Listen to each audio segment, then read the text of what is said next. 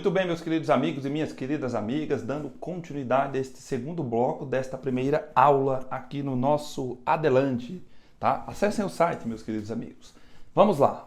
Estamos estudando a composição da estrutura do CISNAMA, que é um conjunto de órgãos e entidades que no Brasil tem a missão de proteger, preservar e recuperar o meio ambiente, implementar a Política Nacional do Meio Ambiente, que está lá na Lei 6938, cumprir os seus objetivos se utilizando de instrumentos, de ferramentas.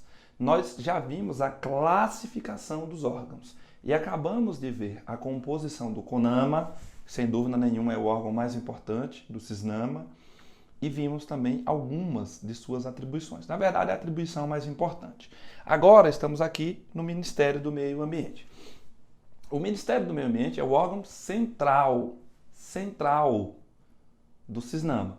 Ele tem uma composição muito ampla que a gente não precisa estudar. São várias secretarias, departamentos, consultoria jurídica, a gente não precisa estudar.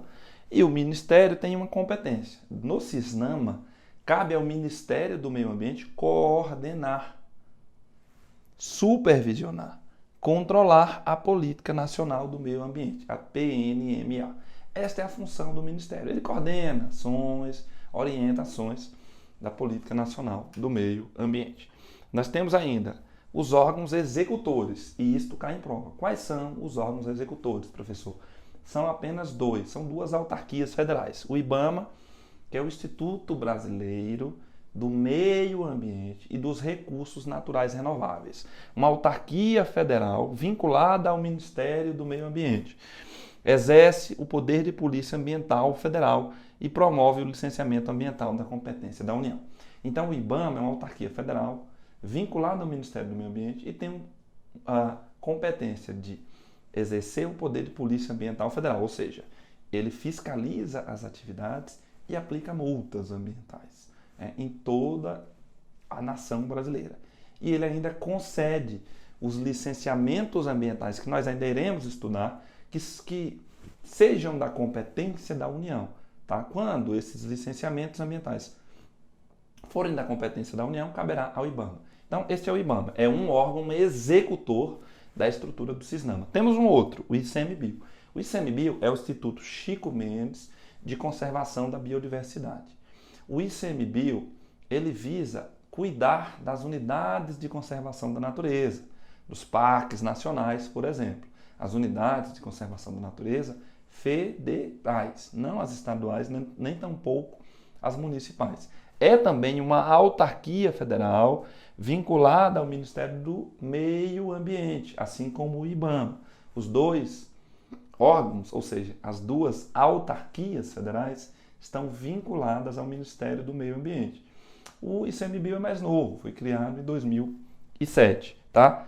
Ele cuida da gestão das unidades de conservação da natureza federal. Com isso, meus queridos amigos, com isso, nós vimos a estrutura do Sistema Nacional do Meio Ambiente. São esses órgãos e entidades que no Brasil devem cuidar do meio ambiente. Não se esquecendo que nós temos também órgãos seccionais, que são os órgãos estaduais. E temos também os órgãos locais, que são os órgãos municipais. Vocês vão encontrar essa estrutura no artigo 6º da Lei 6938. Leiam ou leiam diretamente aqui no slide. O que eu queria mostrar para vocês é como isto cai em prova de concurso. E aqui eu trouxe algumas questões para demonstrar isto, tá? Então vamos ver aqui algumas questões. Por exemplo, considerando as normas aplicáveis ao CISNAMA e as resoluções CONAMA 237 e 378, julgue o item seguinte.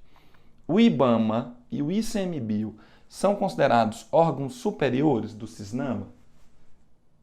Não, nós acabamos de ver que o IBAMA e o ICMBio são órgãos executores do CISNAMA, tá certo? Então nós vimos aí uma questão. Vamos avançar. A respeito da Política Nacional do Meio Ambiente, que vocês já acabaram de estudar comigo, esta Política Nacional está na Lei 6938. Nós ainda vamos ver os princípios e os objetivos dessa política, não se preocupem. Mas essa PNMA, Política Nacional do Meio Ambiente, dos recursos hídricos, das florestas e dos espaços territoriais especialmente protegidos, julgue o item a seguir. Vamos julgar o item. Compete privativamente ao Conselho Nacional do Meio Ambiente. Quem é o Conselho Nacional do Meio Ambiente, meus queridos amigos? O CONAMA. E o que é o CONAMA? O órgão consultivo e deliberativo da estrutura do CISNAMA. Então vamos lá. Compete privativamente ao CONAMA estabelecer normas e padrões nacionais de controle da poluição ocasionada por veículos automotores? Sim. Inclusive, está aqui no slide que vocês vão ler. Eu estou deixando os slides também disponíveis, assim vocês poderão revisar para a prova por esses slides, estão bem completos. Mas vejam, estabelecer normas e padrões nacionais de controle da poluição por veículos, aeronaves e embarcações. Então esta é uma competência do CONAMA muito importante. Vocês vão encontrar as competências do CONAMA ali no artigo 8º, 7º, 8º ali da Lei 6938. Vamos avançar. Essa nós já vimos, então vamos lá. Está ficando bem claro, professor. Com relação aos princípios do direito ambiental, a Lei 9985 de 2000, aquela que trata das unidades de conservação, do segundo sistema, do SNUC, né? A PNMA. O que é a PNMA? Política Nacional do Meio Ambiente. Julgue o seguinte item. O Ministério do Meio Ambiente é o órgão do CISNAMA responsável por estabelecer normas e critérios para o licenciamento de atividades efetivas ou potencialmente poluidoras a ser concedido pelos estados e supervisionado pelo IBAMA. Vamos entender. Ele está dizendo que o Ministério do Meio Ambiente é o órgão do CISNAMA, até aí, certinho. O Ministério do Meio Ambiente é um órgão do CISNAMA. Nós vamos até lembrar, ele é um órgão central, é aquele que coordena, supervisiona. Isto é o Ministério do Meio Ambiente. Mas ele está dizendo que o Ministério é responsável por estabelecer normas e critérios para o licenciamento ambiental. Cabe ao Ministério do Meio Ambiente? Não. Nós acabamos de ver que uma das competências do CONAMA, e por isso o CONAMA é o órgão, sem dúvida, mais importante, é estabelecer critérios e padrões para o licenciamento ambiental. Então, portanto, esta não é uma atribuição do Ministério do Meio Ambiente. Logo, nós podemos dizer que esta assertiva, esta proposição está errada, tá certo? Então vejam como são cobradas questões em torno do assunto que nós acabamos de ver. Vejam, julgue os itens seguintes relativos ao Sistema Nacional do Meio Ambiente, CISNAMA, e aos instrumentos da Política Nacional do Meio Ambiente, que ainda não vimos, mas que vamos ver. O CISNAMA é constituído pelos órgãos e entidades da União, dos estados, do Distrito Federal, dos territórios, dos municípios, bem como pelas fundações instituídas pelo poder público, responsáveis pela proteção e melhoria. O CISNAMA, ele é constituído por esses órgãos? Sim, isso está no caput do artigo 6º da Lei 6938 que eu mostrei aqui, eu vou voltar, tá? Agora, a estrutura dele é que tem aqueles órgãos, o IBAMA, o ICMBio, o Ministério do Meio Ambiente, o Conselho de Governo, os órgãos seccionais e os órgãos locais. Mas, no final das contas, o CISNAMA ele é formado por órgãos e entidades da União, dei até aqui o IBAMA e o ICMBio. O Conselho Nacional do Meio Ambiente também é da União. Ministério do Meio Ambiente também é da União. Conselho de Governo também é da União. Dos estados, órgãos seccionais. Do Distrito Federal, órgãos seccionais. Dos territórios, não temos atualmente, mas seriam também. E dos municípios, órgãos locais. Então, isto aqui é o texto do caput do artigo 6º da Lei 6938, órgãos e entidades da União, dos estados, do Distrito Federal, dos territórios e dos municípios, bem como as fundações instituídas pelo poder público, as fundações públicas de direito público, responsáveis pela proteção e melhoria da qualidade ambiental, constituirão o CISNAMA, assim estruturado. Aí vem a estrutura do CISNAMA. Com isso, meus queridos amigos, eu quis mostrar para as senhoras e para os senhores como é um tema importante e nós estamos compreendendo, né? Que o mais importante não é decorar, é compreender. Vamos lá. Mais questões. O CONAMA é o órgão consultivo e deliberativo da PNMA? Errado. O CONAMA é o órgão consultivo e deliberativo? É. Da Política Nacional do Meio Ambiente? Não. Ele é o órgão consultivo e deliberativo do SISNAMA, do Sistema Nacional do Meio Ambiente. Então, portanto, está errado. Vamos avançar. Tudo isso está ali nos slides que nós acabamos de ver. O órgão consultivo e deliberativo do SISNAMA, quem é o órgão consultivo e deliberativo do SISNAMA? CONAMA. É o Conselho Nacional do Meio Ambiente, CONAMA. Tudo certo, mais uma questão que vocês acertariam com muita tranquilidade. O Conselho Nacional do Meio Ambiente, CONAMA, integra o Sistema Nacional do Meio Ambiente, SISNAMA? Até aqui tudo bem.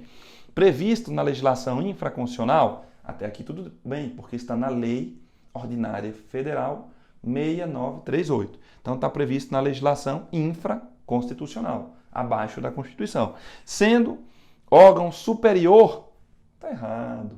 O CONAMA não é órgão superior. O CONAMA é órgão consultivo e deliberativo. O órgão superior é o Conselho de Governo. Então ele não é o órgão superior com as funções de assessorar o presidente da República. Não. Quem assessora o presidente da República é o Conselho de Governo. E com isso, meus queridos amigos, nós concluímos a análise das questões relativas à estrutura do SISNAMA. Vamos avançar, porque eu preciso trazer mais informações para ajudá-los em sua prova, tá bom? Então vamos lá. Bom, olhem essa questão de múltipla escolha. Não é objetivo da Política Nacional do Meio Ambiente. Então eu preciso saber quais são os objetivos da Política Nacional do Meio Ambiente para excluir e acertar esta questão. Então nós vamos ver agora o segundo elemento. Nós acabamos de estudar o primeiro elemento do SISNAMA, Sistema Nacional do Meio Ambiente. Vamos ver o segundo. Qual é o segundo, professor? A Política Nacional do Meio Ambiente, que se relaciona com o SISNAMA. Essa política nacional, lembrem-se, ela tem objetivos e instrumentos. Vamos avançar para ver isso aqui.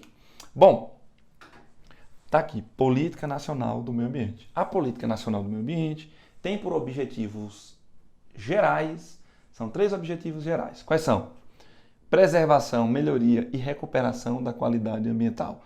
Propícia à vida, então o objetivo central é preservação, melhoria e recuperação do meio ambiente. Para quê, professor? Para garantir desenvolvimento socioeconômico, aos interesses da segurança nacional e a proteção da dignidade humana. Essa é a finalidade geral da Política Nacional do Meio Ambiente, mas ela tem objetivos específicos e estes é que são objeto e que serão objeto da prova das senhoras e dos senhores. O que é importante aqui, professor? Os princípios da Política Nacional do Meio Ambiente. Os princípios da Política Nacional do Meio Ambiente, cuidado, não são princípios ambientais, são diretrizes. Então, na verdade, esses princípios são diretrizes, mas que foram classificados pelo artigo 2º da Lei 6938 como se fossem princípios da Política Nacional do Meio Ambiente. E você tem que ler isto aqui na semana da prova. Por quê? Porque eles misturam princípios da Política Nacional do Meio Ambiente com objetivos da Política Nacional do Meio Ambiente. E você não vai querer errar uma questão por isso. Tá certo? Então vamos aqui avançar. Quais são os princípios, professor? São diretrizes lógicas. Racionalização do uso do solo, subsolo, da água e do ar. Então deve haver uma racionalização no uso do solo, subsolo, água e ar. É uma diretriz desta política nacional. Ela foi instituída para isto, lá em 1981. Planejamento e fiscalização dos recursos ambientais. Olha, a partir de agora, com a Política Nacional do Meio Ambiente, deve haver um planejamento e uma fiscalização no uso dos recursos ambientais que são finitos, tá? Proteção dos ecossistemas. Óbvio, é óbvio que é uma diretriz da Política Nacional do Meio Ambiente, ou seja, um princípio, a proteção dos ecossistemas. Proteção e recuperação de áreas degradadas. Também, as áreas degradadas, então, devem ser recuperadas. Uma outra diretriz. E nós não estamos estudando objetivos. Aqui, meus queridos amigos, não são objetivos da Política Nacional do Meio Ambiente. São princípios. Anote em seu caderno, é importante realizar esta leitura na semana da prova. E a outra diretriz é educação ambiental. Deve haver uma educação ambiental para que as pessoas entendam que devem preservar o meio ambiente. Aliás, a educação ambiental prevista aqui no artigo 2º da Lei 6938 de 1981, como um princípio da Política Nacional do Meio Ambiente, esta educação ambiental foi alçada à Constituição de 88, no artigo 225, onde se estabeleceu que o poder público deve implementar educação ambiental em todos os níveis de ensino e a conscientização pública para a preservação do meio ambiente. Então, esta educação ambiental, ela não só é um princípio da Política Nacional do Meio Ambiente, que está numa lei ordinária federal, mas ela também está na Constituição, no artigo 225, como um dever do poder público. Dever de quê, professor? Dever de promover a educação ambiental em todos os níveis de ensino. Aliás, porque o Constituinte instituiu este dever ao poder público, foi que em 1999 se aprovou a Lei da Política Nacional de Educação Ambiental, a PNEA, Política Nacional de Educação Ambiental, Lei 9795 de 99. O que disse essa lei, professor? A lei estabeleceu o seguinte, meus queridos amigos, a lei veio e disse, olha, o poder público deve promover a educação ambiental em todos os níveis de ensino. Porém, a educação ambiental não será uma disciplina dos currículos de ensino de nível fundamental e de nível médio. Não. Não será. Educação ambiental não precisa ser uma disciplina nem do nível médio, nível fundamental, nem tampouco da graduação. Pode ser uma disciplina específica apenas nos cursos de pós-graduação. Por que o senhor está me dizendo isso, professor? Eu estou dizendo isso porque isto já caiu em prova. Então tá aqui, ó. Não será uma disciplina específica no currículo de ensino, tá? Agora, no currículo de ensino, agora é facultada nos cursos de pós-graduação. Deixa eu fazer um registro aqui, porque é importante, tá certo? Bom, vamos lá, avançando. Então, acabei de ver o que, professor? Você viu a Política Nacional do Meio Ambiente, né, que ela visa preservar, melhorar e recuperar a qualidade ambiental propícia à vida para garantir desenvolvimento socioeconômico, aos interesses da segurança nacional e a proteção da dignidade humana. Para isso, ela tem princípios, que eu chamo de diretrizes, mas você vai chamar de princípios. E são esses, que não são objetivos. Anotem em seu caderno. Não são objetivos. Porque daqui a pouco nós vamos ver os objetivos, meus queridos amigos. Nós vamos ver os objetivos e vocês não devem confundir isto em sua prova. Então, esta é a Política Nacional do Meio Ambiente. Lembrar que esta Política Nacional do Meio Ambiente, ela teve sua proteção constitucionalizada em 1988. 7 anos depois que ela foi implementada por uma lei ordinária federal, em 1981, em 88, na Constituição, ela recebeu proteção constitucional, porque, finalmente, pela primeira vez no Brasil, uma Constituição elevou a tutela constitucional, a proteção constitucional, o meio ambiente, estabelecendo um direito fundamental de terceira geração nosso. Nós temos um direito fundamental de terceira geração. Mas que direito, professor? O direito ao meio ambiente ecologicamente equilibrado. É um direito difuso. É um direito de terceira geração, mas é um direito fundamental nosso. Nós, brasileiros, temos esse direito que está lá no caput do artigo 225. Todos têm direito ao meio ambiente ecologicamente equilibrado, bem de uso comum do povo e essencial à sadia qualidade de vida, e impondo-se ao poder público e à coletividade o dever de defendê-lo e preservá-lo para as presentes e futuras gerações. Cuidado com isso. Observação. Esse texto aqui do artigo 225 da Constituição, ele foi retirado de onde, professor? Foram os constituintes de 1988 que o criaram? Não. Eles copiaram este texto, meus queridos amigos, daquela Carta de Princípios lá da Conferência de Estocolmo de 1972. Se vocês olharem aquela Carta de Princípios, vocês verão este texto aqui. Este texto foi retirado de lá. Seja como for, a partir da Constituição de 88, o meio ambiente passou a ser protegido constitucionalmente. Tá? Daí porque não é mais possível simplesmente se revogar a lei da Política Nacional do Meio Ambiente. Não, ela agora goza de proteção constitucional. Também queria destacar que lá no artigo 225 da Constituição de 88, nós instituímos, nós criamos o que é chamado de Patrimônio Nacional Ambiental. Professor, o que é o Patrimônio Nacional Ambiental? São 5 biomas que caem em sua prova. 5 biomas. Então, o primeiro deles, né? E aí tem a ver com o estado do Pará. Primeiro bioma. O bioma é a floresta amazônica. A floresta amazônica é considerada patrimônio nacional. Mas não só ela. Também o é a Mata Atlântica. Também o é a Serra do Mar. Também o é a zona costeira. E também o é o Pantanal Mato-Grossense. Esses 5 biomas foram elevados pela Constituição de 88 à condição de patrimônio nacional. Logo, só são 5. Professor, e o Cerrado? E a Caatinga? O Cerrado e a Caatinga não são patrimônios nacionais. Não. Então, cuidado com isso em sua prova. Cerrado e Caatinga? Não são. Os outros 5, sim. Ah, professor, então se são patrimônio nacional, eles são um patrimônio federal, um patrimônio da União. Então, se houver um crime contra a floresta amazônica, contra a Serra do Mar, será de competência federal? Não.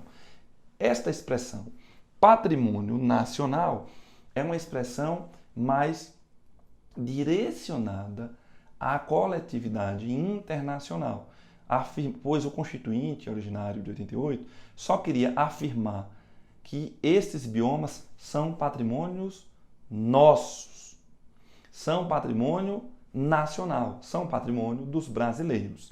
Então, esta expressão quer dizer apenas isto. Mas a floresta amazônica não é federal. Aliás, ela em boa parte é estadual, do Pará, do estado do Amazonas, de uma parte do Mato Grosso, de Roraima, de Rondônia, do Acre, do Amapá. Então, meus queridos amigos, cuidado com isso em prova. Cuidado com isso em prova, tá bom? Compreendidas essas lições, eu queria só fechar esse estudo da tutela constitucional, da proteção constitucional que goza agora a Política Nacional do Meio Ambiente, trazendo para vocês uma informação importante. Qual é a informação, professor? A proibição de crueldade com os animais. A Constituição também estabeleceu a vedação à crueldade com os animais. Então, a partir da Constituição de 88, não se admite mais no Brasil nenhuma prática que seja tida como cruéis com os animais. Então, por exemplo, farra do boi. Professor, farra do boi? Inconstitucional, porque viola a Constituição, que proíbe a crueldade com os animais. Que mais, professor? Rinha ou briga de gatos. Também viola a proteção dos animais, então não pode. Foie gras. O que é foie gras, professor? Foie gras é o fígado dos patos e dos gansos que foram submetidos à alimentação forçada para que este órgão pudesse se inchar o suficiente. Isto é uma prática cruel. Isto deve ser tido como inconstitucional. Mas, então é isso que cai em sua prova, né? O que é que cai em sua prova? Vaquejada, rodeio e laço. Vaquejada, rodeio e laço, professor, são práticas cruéis com os animais e são vedadas?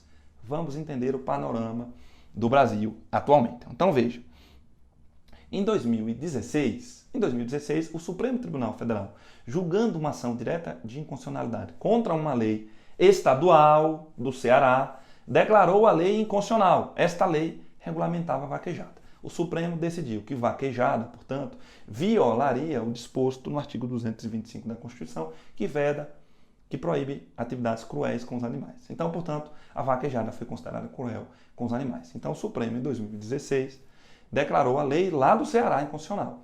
Porém, no mesmo ano, o Congresso Nacional tinha aprovado a Lei 13.364 de 2016, dizendo que a vaquejada, o rodeio, não existia laço ainda, era vaquejada e rodeio, eram manifestações da cultura nacional e patrimônio cultural imaterial do Brasil. E aí, professor? E aí que o Congresso Nacional, além de aprovar essa lei, em 2017 aprovou a Emenda Constitucional 96 de 2017. A Emenda Constitucional 96 disse o quê, professor? Ela disse, olha, tudo bem, as práticas cruéis com os animais continuam sendo vedadas. Agora, não são consideradas práticas cruéis com os animais aquelas que sejam práticas desportivas que usam animais, práticas desportivas, que usam animais e que sejam consideradas manifestações da cultura, porque a vaquejada ela é considerada uma manifestação da cultura.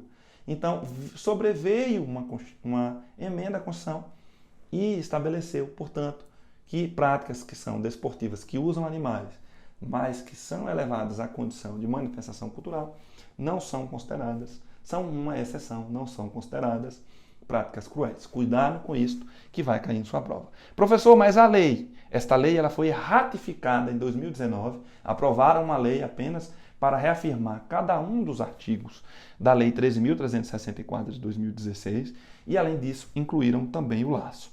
Agora, o rodeio, a vaquejada e o laço são consideradas manifestações culturais e elevadas à condição de patrimônio imaterial brasileiro, razão pela qual, em tese, são exceções e podem continuar. Esta lei e esta emenda à Constituição ainda não foram apreciadas pelo plenário do Supremo Tribunal Federal. Tá certo? É importante ressaltar também, meus queridos amigos, que é por isso que a caça profissional é proibida numa lei de 67 que foi recepcionada pela Constituição, o Código da Fauna, a Lei 5197 de 67. Só se admite no Brasil, cuidado com isso, caça de controle, é uma caça a animais que estão se reproduzindo de forma descontrolada e desequilibrando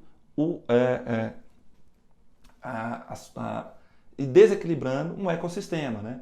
Por exemplo, predando uns animais que correm risco, inclusive, de serem extintos em determinada região. Então, essa caça de controle é permitida no Brasil.